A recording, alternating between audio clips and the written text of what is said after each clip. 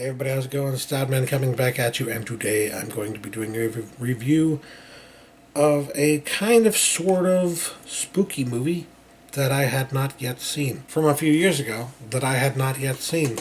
The main reason being, like most people, I was kind of tuckered out. I was tired of seeing this filmmaker and this actor working together on yet another movie. You already saw the title. You know what it is. It's Dark Shadows. So, I can't... When it comes to this, I can't really blame people for being tired of Tim Burton movies with Johnny Depp and Helena Bonham-Carter. Which, yes, she's also in this movie. I can't blame them. I also can't blame people who are probably maybe familiar with the original Dark Shadows TV show, which this is kind of sort of based on, who were maybe expecting something different and didn't get what they wanted. I can't blame them for being unhappy with it. I can't blame the people who just didn't want to see it because they were tired of seeing Tim Burton movies with Johnny Depp and Helena Bonham-Carter. I do enjoy when Tim Burton works together with Johnny Depp and Helena Bonham-Carter. I can't tell a lie. I love a lot of the movies that they do together, even though they're not all perfect or great, and some of their more recent stuff has just not been very good.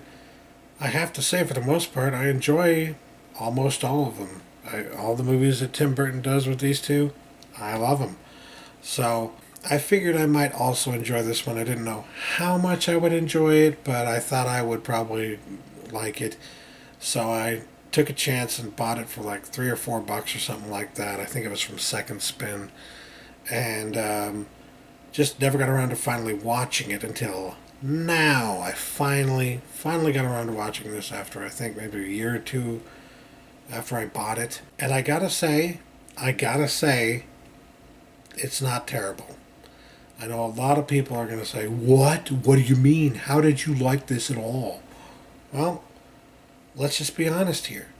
If we're talking about the things that make movies work, a halfway decent plot, yeah, that's in here. A story that makes some kind of sense, yeah, that's in here. Doesn't wander off into too many different directions, yeah, that's in here. Characters that you can get behind, which, sometimes there are movies with characters that you hate, and you like that one because you like watching the people you hate getting their comeuppance or something like that. And then sometimes there are movies with characters that you do like, and you want to see them succeed, and they succeed, and you enjoy them because of that. You know what I mean? So that's what I mean when I say characters that work. Whether it's you like it because you hate the characters and the bad things happen to them, or you like it because you love the characters and good things happen to them, or some variant thereof. This has competent characters, well-written characters, well-acted characters. I can't really complain about the acting from anybody in this film. Can't really complain about the direction. It was pretty damn good. I mean, if we're talking about, is it a competently made film? Are there any glaring issues? The answer is, yes, it's a competently made film. No, there aren't any glaring issues. The only thing you could consider a glaring issue is that Tim Burton is working with Johnny Depp and Helena Bonham-Carter again. For the billionth freaking time. And as I said, I get that. But even though I get that, I can't lie to you. I can't tell you this is a bad movie just because it has characters or actors that you don't like, or you're tired of seeing in these types of movies. Even if you're tired of seeing them in these types of movies, it doesn't mean this movie is bad. It's actually pretty damn good. Now, what I will say is I remember when this came out, and I remember the way they advertised it. They advertised this as if it were a comedy. There are a few comedic elements in this. For the most part, it's not a comedy. There's not enough in here that's funny to consider it a comedy or even a dark comedy, just because there are a few moments where you might chuckle or go, heh, a dry, heh. That does not a comedy make. That does not a dark comedy make, There's not enough in here to call it that, or to sell it that way either. So in that case, I can also understand if you feel like the advertising for this movie completely lied to you. But even if it lied to you, the end product is actually pretty damn good. I can't say that even though I was expecting and hoping for some comedy in here, I can't say that I was necessarily too disappointed or let down by the fact that there wasn't a whole lot of it. The movie still worked for me. I still enjoyed the characters. I still enjoyed the story. I still enjoyed everything that was going on. And kind of wanted to know more at the end. And, well, that gets to one of the issues with it. It is a little bit predictable, but that's to be expected if it's a movie that's based on a soap opera. Have you ever seen a soap opera that wasn't predictable? I mean, that's kind of one of the things about soap operas, right? So if you're complaining that it's overly melodramatic, well, yes, source material, guys. Source material.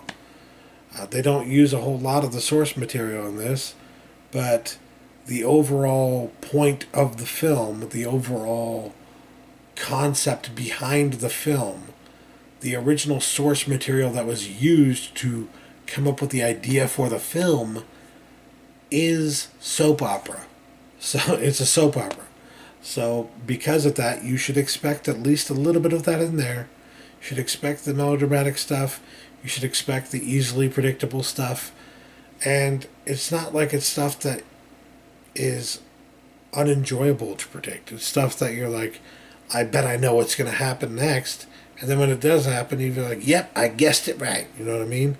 So I can't say that that's a bad thing about it. I don't think it's a negative for this movie. I think it's actually a positive. I think it works in its favor. So I actually like the fact that this one is predictable. I like the fact that it's melodramatic, overly dramatic, and I like the kind of dry humor that they do have in the film that's just kind of not forced, right? I'm sure somebody wanted this to be more of a comedy, and that's why they kind of sold it that way, but it wasn't forced. That Tim Burton just did not force it. He just kind of let it happen more naturally. Whenever there was a scene where it made sense to make a few jokes or puns or whatever, they went for it. But if they were trying to tell the story and, trying to get all the melodrama across, then they stuck with that at that point rather than going into more humorous territory. So, yeah, and I gotta say, loved the characters, loved the movie. It had kind of like a Munsters or Addams Family feel to it. It actually very much reminded me of the 90s Addams Family movie. Which, by the way, did you know that they're making another Addams Family movie? They're rebooting it, and I think the reboot is coming out in 2019. I just found that out. And I'm just like, what? I had no idea. But yeah, I mean, I don't know what to expect from that one yet because just found out about it. But when it comes to Dark Shadows, I actually would welcome a sequel to this. I don't think it's going to get it. I think it made its money back in theaters just barely, but not quite enough to warrant making another one. And I can't blame them if they never do because, again, audiences are just tired of this duo. Or trio, if you will. They're tired of seeing all these people work together for the umpteenth time. It's a very real thing. Audiences get bored with certain actors and directors working together all the dang time. Which is why, even though you saw in the early days, a lot of the time you'd see certain directors working with certain actors over and over and over and over again. Even though you would see that, at some point they would stop working with that actor, even though they were really good friends, and they got along really well, and they worked together very well. Eventually, they'd stop working with them because audiences are just like, done. Seen this movie before a million times because it's the same director, the same actor. I'm done with that. It's the same thing that goes on with like Leonardo DiCaprio and Martin Scorsese, right? People point out how Leo DiCaprio works with Martin Scorsese a lot, and they're right. And then they get really tired of seeing movies by Martin Scorsese with Leo DiCaprio, right? So I get it. I get the audiences being tired of it. I've just never been that kind of audience member, for the most part. I can say that I probably have been a few times, in a few cases, but in this case, nah. I actually kind of like the trio, and I would love to see more from them, even though most audiences are tired of it. So, yeah. Love this movie for what it was. I think if I had to give it a score, I'd probably say 6.5 or 7 out of 10. Definitely not bad by any stretch of the imagination, and quite enjoyable, and I will be watching it again. So yeah, that will do it for me today. Thanks for watching, you guys. Catch you later. Peace.